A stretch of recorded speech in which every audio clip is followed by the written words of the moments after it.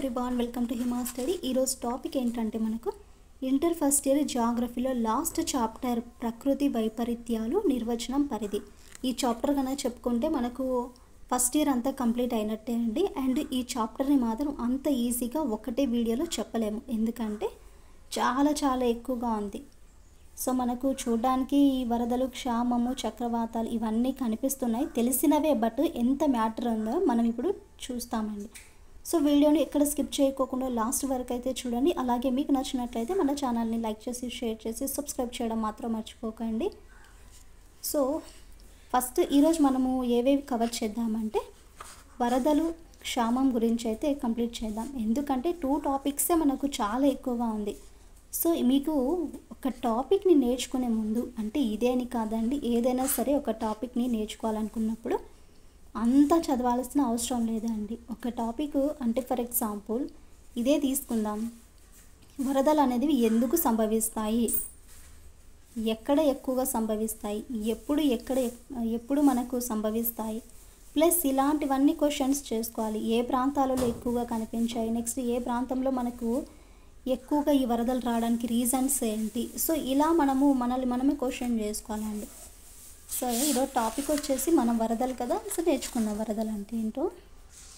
ఇక్కడ చూడండి, మనకు వైపరీత్యాలు అంటే సమ్ టైమ్స్ మనకు చాలా భూకంపాలు అనేవి సంభవిస్తాయి. అది వరదల రూపంలో కావచ్చు, లేకుంటే క్షామం రూపం, ఫ్లాట్స్ అంటారు కదా, ఈ ఫ్లాట్స్ వరద అన్న సేమ్ ఒకటే అండి.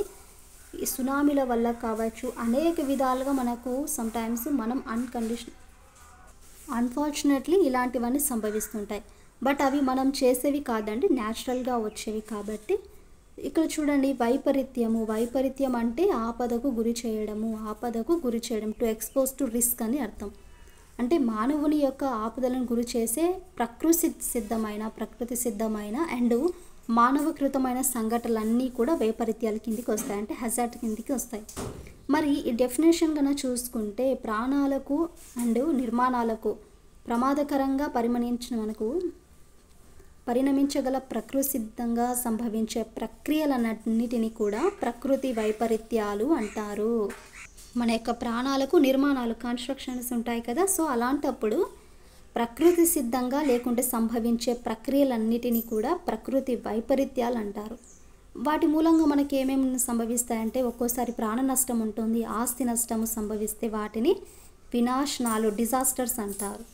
ఈ ప్రాణ నష్టం, ఆస్తి నష్టం సంభవిస్తే వాటిని వినాశనాలు, డిజాస్టర్స్ అంటారు. ఈ విధంగా మనం చూసుకుంటే అగ్నిపర్వత ఉద్భేవనాలు, భూకంపాలు, హిమ సంహపాతాలు, భూపాతలాలు, టైఫూన్లు, వరదలు, టార్నడోలు మొదలైనవన్నీ కూడా ప్రకృతి వైపరీత్యాలే. సో ఇక్కడ మెన్షన్ చేసినవన్నీ కూడా మనకు ఈ ప్రకృతి వైపరీత్యాలే. ఇక మనకు ఫస్ట్ సబ్ టాపిక్ ఏంటంటే న్యాచురల్ హజార్డ్స్లో ఫ్లడ్స్ గురించి అయితే తెలుసుకుందాం. సో ఫ్లడ్స్ అంటే ఏంటి, మనకు చూడండి, ఇక్కడ ప్రతి సంవత్సరము భూకంపాలు కానీ, అగ్నిపర్వత ఉద్భేదనలు, భూపాతాలు, చక్రవాతాలు, టార్నడోలు, వరదలు మొదలైన ప్రకృతి వైపరీత్యాలు ప్రపంచమంతటా పెద్ద మొత్తంలో ఈ ఆస్తి నష్టం కానీ, ప్రాణ నష్టాలకు కారణాలు అవుతాయి. అవునా, భూకంపాల వల్ల అంటే భూపాతాలు, అగ్నిపర్వతాలు, చక్రవాతాలు, ఈ టార్నడోలు, వరదలు ఇలాంటివన్నీ కూడా ప్రకృతి వైపరీత్యాలు. సో మనకు డెఫినేషన్స్ చూడండి, మామూలుగా పొడిగా ఉండే భూభాగం మీదకు సాధారణ పరిమితులను దాటి నీరు పొంగే ప్రవహించడాన్ని వరద అంటారు. అంటే డ్రైగా ఉండే భూభాగం మీదకు సాధారణ పరిమితులను దాటి, అంటే అంతకు మించి మనకి సాధారణంగా ఉండే పరిమితులను దాటి నీరు అనేది ఎక్కువ మొత్తంలో పొంగి ప్రవహించడాన్నే వరద అంటారు. అంటే మనం అనుకునే దాన్ని బట్టి ఈ నీరు అనేది ఎక్కువగా ప్రవహించడాన్నే వరద అంటారు. సో ప్రకృతి వైపరీత్యాలన్నిటిలోనూ అతి ఎక్కువగా సంభవించేది కూడా వరదలే. మనకు ఈ ప్రకృతి వైపరీత్యాలన్నిటిలో అతి ఎక్కువగా సంభవించేది వరదలే. ఇవి సాధారణంగా నది పరివాహ ప్రాంతాలలోనూ, సముద్ర తీరానికి దగ్గరలో సంభవిస్తూ ఉంటాయి.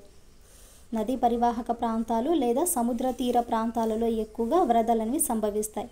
ఇంకా వీటి సంఖ్య వేగంగా అనేది పెరిగిపోతుంటుంది. వనోన్మూలనం అంటే అడవుల యొక్క నరికివేత వలన, నగరీకరణం వలన నేలల ఎక్కువ నీటిని నిలిపి ఉంచే సామర్థ్యాన్ని హరిస్తున్నాయి.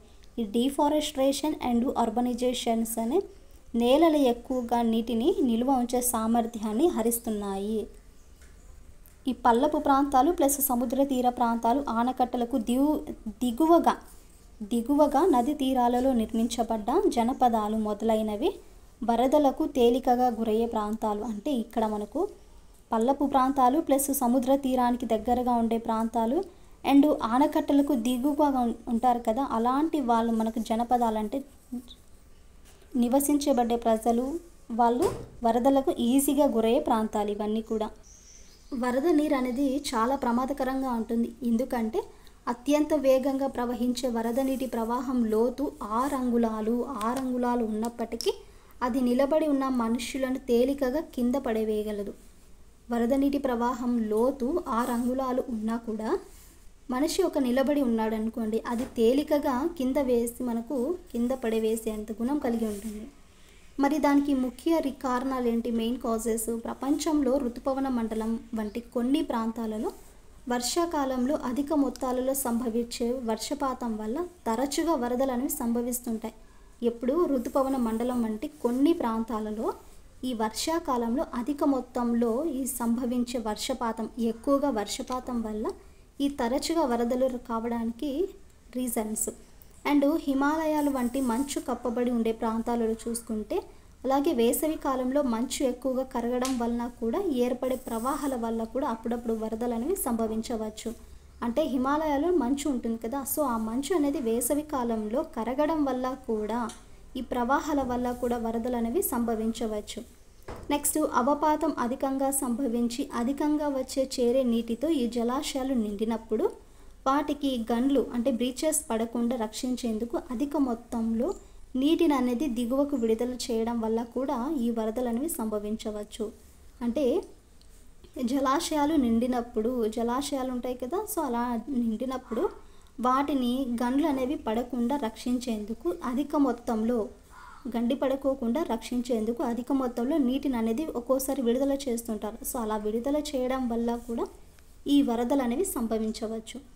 నెక్స్ట్, ఆనకట్టలు బద్దలైనప్పుడు ఒక్కోసారి మనకు ఆనకట్టలు విరిగిపోవడం కానీ ఇలాంటివి జరుగుతుంటాయి కదా, అలా ఆనకట్టలు బద్దలైనప్పుడు ఆకస్మికంగా అన్ఫార్చునేట్లీ అతి తీవ్రమైన వరదలు అనేవి సంభవిస్తుంటాయి.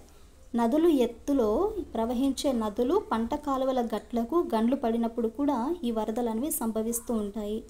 అండ్ తార్ రోడ్లు కానీ కాంక్రీట్ కట్టడాలు విస్తరించడం వల్ల కూడా మనకు మహానగరాల యొక్క పరిసరాలలో బహిరంగ ప్రదేశాలు త్వరగా కనుమరుగైపోతున్నాయి. కొద్దిపాటి వర్షానికే ఆ కాంక్రీట్ ప్రాంతాలలో అతి త్వరగా వర్షం నీరు చేరి నగరం అనేది వరద యొక్క కాలువల వ్యవస్థలు విచ్ఛిన్నమై వరదలు అనేవి సంభవిస్తున్నాయి. సో ఈ విధంగా గత కొంతకాలంగా చూసుకుంటే ప్రకృతి సిద్ధంగా కారణాంశాలకు తోడు మానవ ప్రభావం వల్ల కూడా వరదలు చాలా ఎక్కువగా సంభవిస్తున్నాయి. ఇది మనకు మెయిన్ కాజెస్ దీనికి, ఫ్లడ్స్కి. అలాగే గ్లోబల్ వార్మింగ్ చూడండి, ఇక్కడ ప్రపంచ ఉష్ణోగ్రతలు పెరగడం వల్ల కూడా ముఖ్యంగా దాని భవిష్యత్తు, ఇది మన మానవ జాతిని ప్లస్ దాని భవిష్యత్తును తీవ్రంగా భయాలకు గురి చేసే స్థాయికి చేరింది. సో దీని ప్రభావంతో ఇప్పటికీ పెరుగుతున్న వరదల సంఖ్య కానీ తీవ్రతలు భవిష్యత్తులో మరింత ఉద్భుతమవుతున్నాయి. Distributions of floods in the world చూసుకుంటే ప్రపంచంలోని అన్ని ప్రాంతాలలో వరదలను సంభవిస్తాయి. అయితే పల్లపు ప్రాంతాలతో కూడిన నెదర్లాండ్స్, బంగ్లాదేశ్ మొదలైన దేశాలు, ప్రపంచవ్యాప్తంగా విస్తరించిన అనేక ద్వీపాలు సహజంగా వరదల ప్రభావానికి ఎక్కువగా లోనవుతుంటాయి. ఎందుకంటే ఈ యొక్క పల్లపు ప్రాంతాలతో కూడిన నెదర్లాండ్స్ ప్లస్ బంగ్లాదేశ్ అనేక ద్వీపాలు సహజ వరదల ప్రభావానికి ఎక్కువగా లోనవుతున్నాయి. అదేవిధంగా తీవ్రమైన హరికేన్లు, చక్రవాతాలు, టైఫూన్లకు ఎక్కువగా ఎదుర్కొనే అమెరికా సంయుక్త రాష్ట్రాలు, భారతదేశము, Bangladesh, Myanmar, Ethiopia, Somalia, Mozambique, Japan, ఈ యొక్క ఆస్ట్రేలియా దేశాలలో ప్రతి సంవత్సరము వరదలు అనేవి ఎక్కువగా సంభవించడం అయితే జరుగుతుంటుంది. ఇక్కడ ఈ హరికేన్స్, చక్రవాత, టైఫాన్లను ఎదుర్కొనే యొక్క అమెరికా సంయుక్త రాష్ట్రాలు, మన ఇండియా కూడా, బంగ్లాదేశ్, ఈ దేశాలన్నీ కూడా ప్రతి సంవత్సరము వరదలు ఎక్కువగా సంభవించే అవకాశం అయితే ఉంటుంది. సో ఆకస్మికంగా సంభవించే వరదలు అంటే అన్ఫార్చునేట్లీ అంటే తొందరగా ఫ్లాష్ ఫ్లడ్స్ ఏంటంటే ప్రపంచంలోని ఏ దేశాన్నైనా ఎప్పుడైనా సంభ్రమాశ్చర్యాలకు గురి చేయవచ్చు. ఏవి? ఈ ఆకస్మిక సంభవించే వరదలు. నెక్స్ట్ కొన్ని చారిత్రాత్మక వరదలు చూసుకుంటే నెదర్లాండ్స్, చైనా గురించి ఇచ్చారండి. ఇక్కడ చైనాలో చూసుకుంటే మనకు నెదర్లాండ్లో ఈ దేశంలో 3/2 ప్రాంతం సముద్రం మట్టం కంటే దిగువన ఉంది. సో సముద్ర మట్టం కంటే దిగువన ఉండే ప్రాంతము నెదర్లాండ్స్. అంటే 3/2 ప్రాంతం అంతా కూడా ఈ సముద్ర మట్టం కంటే దిగువన ఉంటుంది. 1570వ సంవత్సరంలో సంభవించిన ఆ దేశ చరిత్రలోని అతి తీవ్రమైన వరదలలో దేశ విస్తీర్ణలలో సుమారు 80% భూభాగాన్ని వరద నీరు అనేది ముంచెత్తింది. ఏ ఇయర్లో అండి? 1570 1570వ సంవత్సరంలో సంభవించిన ఈ యొక్క వరద అనేది దేశ విస్తీర్ణంలో ఎంత భూభాగాన్ని వరద నీరు అనేది ముంచెత్తింది? 80% భూభాగాన్ని అయితే ఈ వరద నీరు ముంచెత్తింది. మరి ఆ ప్రమాదంలో ఎంతమంది పౌరులు చనిపోయారంటే 3000 మెంబర్స్ చనిపోయారు. ఇది మనకు నెదర్లాండ్స్ గురించి. మరి చైనా గురించి చూసుకుంటే 1931 ఇయర్లో చైనాలోని అత్యధిక ప్రాంతం వరద ముప్పుకు గురైంది. ఎందుకంటే మృతుల సంఖ్య కూడా చూడండి ఇక్కడ, అంటే 8 లక్షల నుండి 40 లక్షల వరకు ముప్పుకు గురైన మృతుల సంఖ్య ఎంత అండి? 8 లక్షల నుండి 40 లక్షల వరకు. ఇది అత్యధిక మరణాలు సంభవించిన వరదగా చారిత్రక గుర్తింపు అనేది పొందింది ఈ చైనా. 1931 సంవత్సరంలో వచ్చింది. ప్లస్ ఆ ప్రాంతానికి గురైన మృతుల సంఖ్య చూడండి ఇక్కడ 8 లక్షల నుండి 40 లక్షల వరకు ఉంది. సో ఎక్కువగా అత్యధికంగా మరణాలు సంభవించిన వరదగా ఈ చైనాను గుర్తింపుగా పొందింది. మరి ఇటీవల కాలంలో సంభవించిన కొన్ని వరదలు కనుక చూసుకుంటే రీసెంట్గా జరిగినవి చైనాలో 1998లో వేసవి సమ్మర్లో చైనాలోని యాక్స్ నదికి సంభవించిన తీవ్రమైన వరదలలో 3000 మంది మరణించగా 14 మిలియన్ల మంది నిరాశ్రయులు అంటారు. సో వాళ్ళకి ఇంకా ప్రాణ నష్టం, ఆస్తి నష్టం ఏది లేకుండా అన్నీ కూడా నిరాశ్రయులైనారు.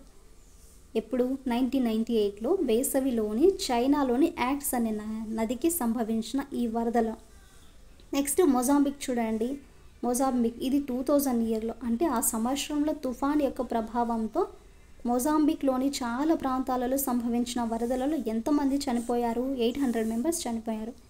గ్వాటిమాలా ఇది 2003 యొక్క ఇయర్లో మార్చి నెలలో గ్వాటిమాలాలో ఆకస్మికంగా వరదలు అనేవి సంభవించాయి. అది ఆ దేశంలో వేసవి కాలం మధ్య ప్రాంతం అయినా కూడా శీతోష్ణ స్థితి పరంగా అత్యంత పొడిగా ఉండే నేలలో కూడా మార్చి నెల ఒకటి. సో ఆ కాలంలో వరద సంభవించడం అత్యంత అసాధారణ సంఘటన. నెక్స్ట్ బంగ్లాదేశ్. ఇప్పుడు 2004 ఏప్రిల్ నెలలో నదులు ఉప్పొంగి ఆ దేశంలోని అనేక ప్రాంతాలు జలమయమయ్యాయి. సో సుమారు ఎంతవరకు మంది ప్రజలు కష్ట నష్టాలకు గురయ్యారంటే 6 మిలియన్స్ మంది అనేది ప్రజలు కష్టాలన్నీ గురయ్యారు. Next India.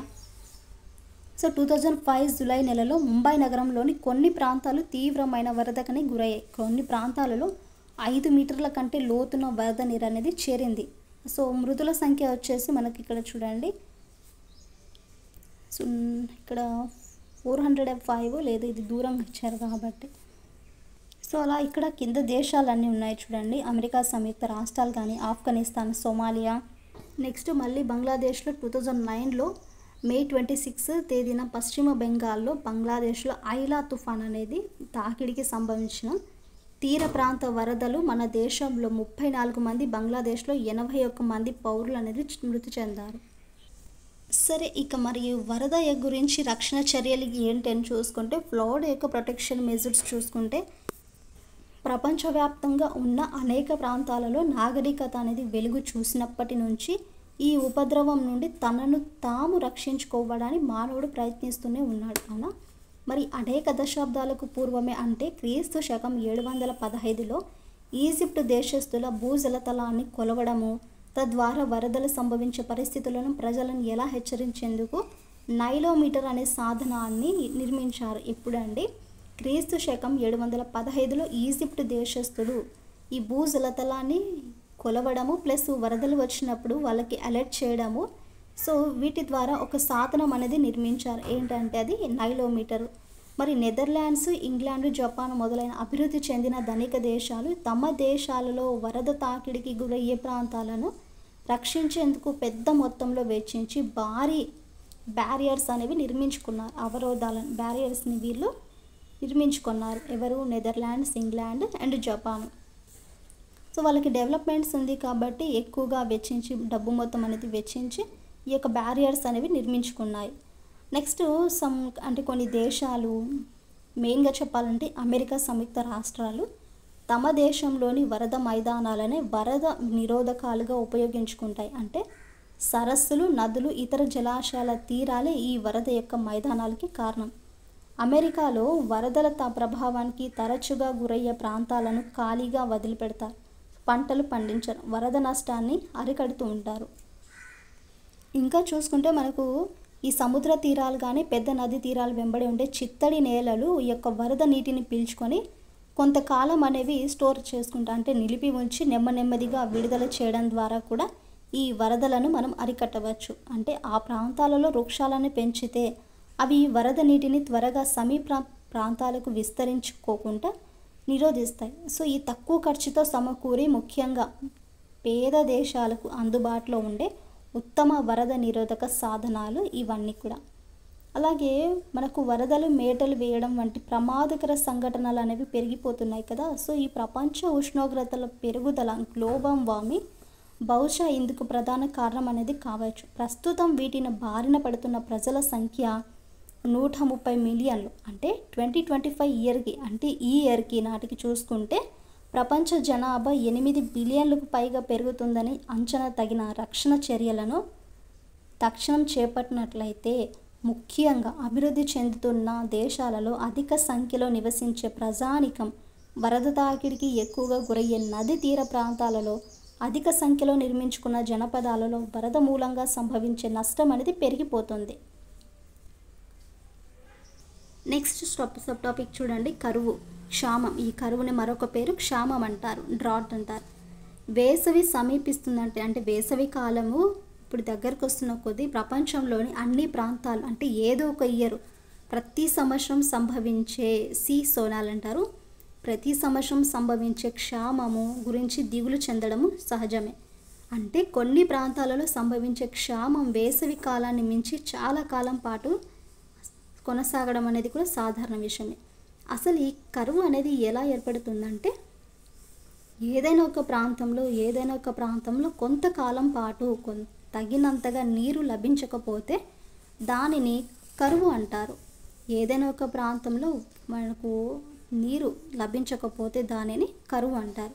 ఇది ప్రపంచవ్యాప్తంగా అన్ని శీతోష్ణ మండలాల్లోనూ అప్పుడప్పుడు సంభవించే శీతోష్ణ స్థితికి సంబంధించిన అవపాతం మొత్తాన్ని కూడా అక్కడి సాధారణ అవపాతంతో పోల్చినప్పుడు బయటపడే తగ్గుదలను ప్రామాణికంగా తీసుకొని క్షామం యొక్క తీవ్రత అనేది మనకు నిర్ణయిస్తారు.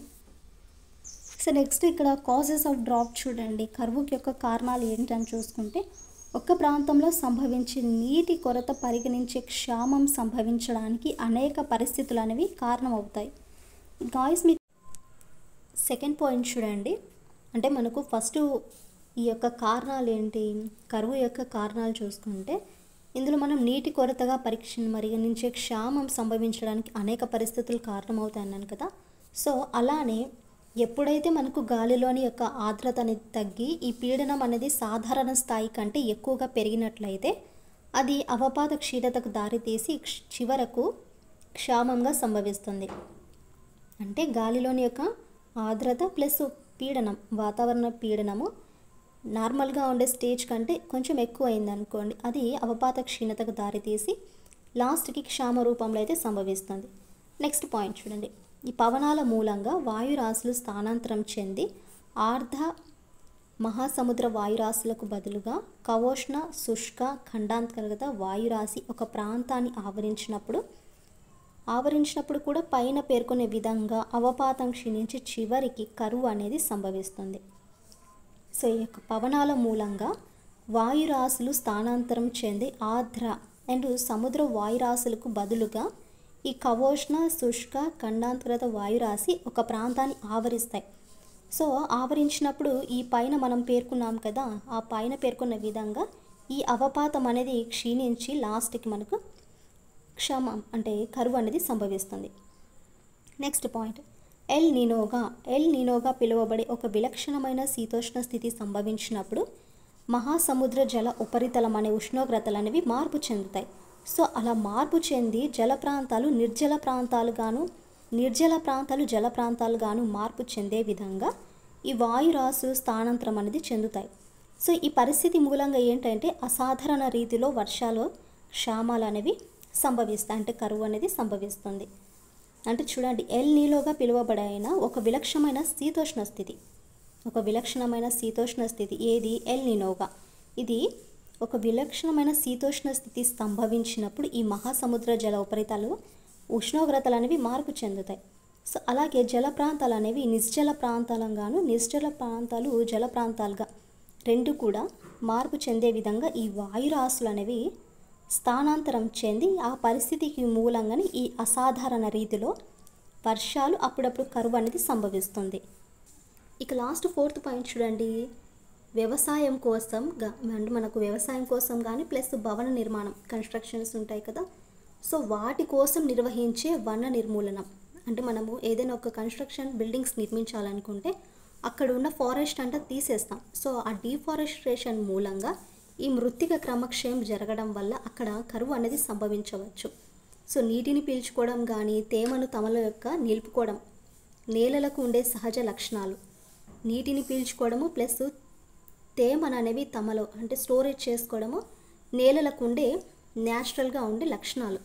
బట్ క్రమక్షయం తర్వాత మిగిలిన నేలలు ఆ మేరకు పై లక్షణాల విషయంలో బలహీనపడతాయి. సో ఇలా నెక్స్ట్ ఈ కరువు తర్వాత ఫలితాలు ఎలా ఉంటాయంటే కాన్సిక్వెన్స్ ఆఫ్ డ్రాట్.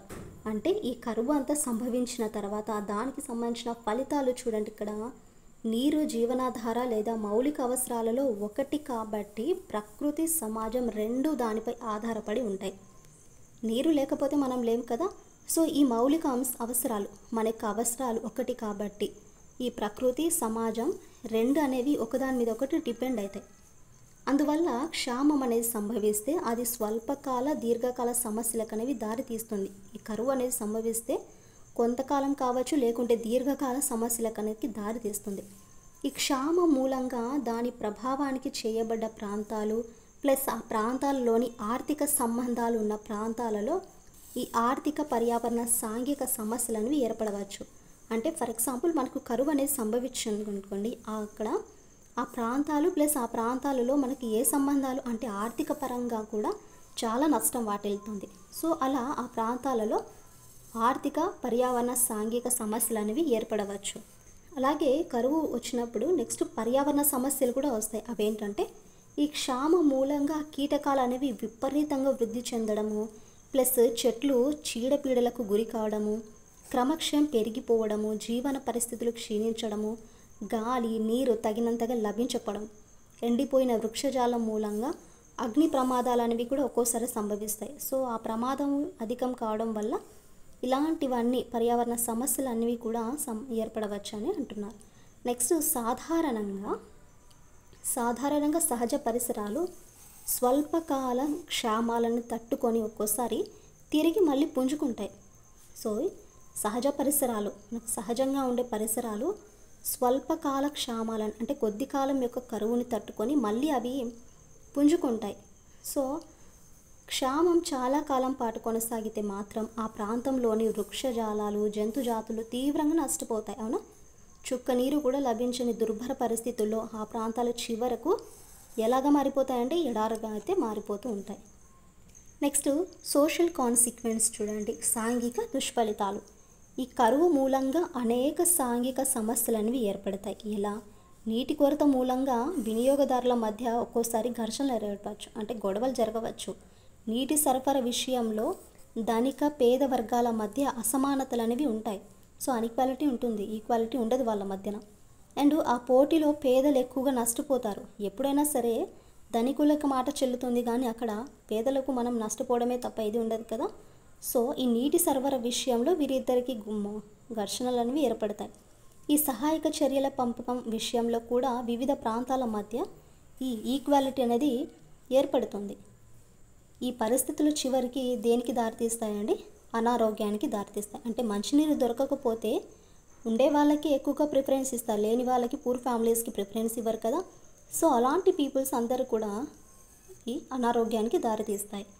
నెక్స్ట్ ఆర్థిక సమస్యలు చూడండి. ఎకనామిక్ ప్రాబ్లమ్స్ వస్తే పైన మనం సమస్యలను చూసాం కదా, ఆ సమస్యలకు అదనంగా భారతదేశం వంటి గ్రామీణ వర్తమాన దేశాలలో పల్లె ప్రాంతాలలో ఏర్పడే ఆహార కొరత కానీ నిరుద్యోగం మూలంగా ప్రజలు పల్లెల నుండి ఒక్కోసారి వలస వెళ్తుంటారు, పట్టణాలకు కానీ నగరాలకు కానీ ఇలా వలస వెళ్తుంటారు.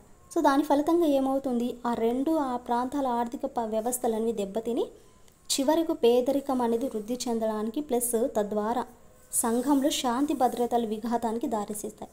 అంటే ఎకనామిక్ ప్రాబ్లమ్స్ చూడండి, ఇక్కడ కరువు సంభవించిందని ఒక్కోసారి గ్రామాలలో ఉండే వాళ్ళందరూ కూడా పట్టణాలకు ప్లస్ నగరాలకు అనేది వలస వెళ్తారు. సో దానివల్ల ఏమవుతుంది, ఆర్థిక పరిస్థితులు అనేవి దెబ్బతిని చివరకు పేదరికం అనేది వృద్ధి చెందుతుంది. తద్వారా సంఘంలో శాంతి భద్రతలు విఘాతానికి కూడా దారితీస్తాయి.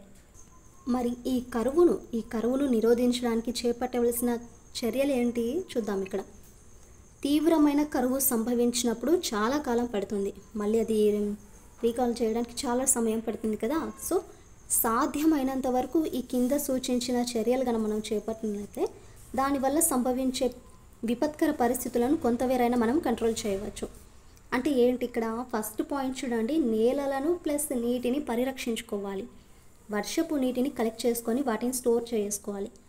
మురుగునీటిని శుద్ధి చేసి మళ్ళీ తిరిగి వినియోగించుకోవడము, ఉప్పు నీటిని మంచినీటిగా మార్చుకొని వినియోగించుకోవడము, అవపాతాన్ని జాగ్రత్తగా గమనిస్తూ దానికి తగినట్లు సరైన ప్రణాళికను రూపొందించుకొని దానికి అనుగుణంగా నీటి సరఫరా వినియోగాలను సక్రమంగా నియంత్రించడం మొదలైనవి. సో ఇవన్నీ చర్యలు చేపట్టినట్లుగా అయితే కొంతవరకైనా ఈ క్షామాన్ని నిరోధించగలం.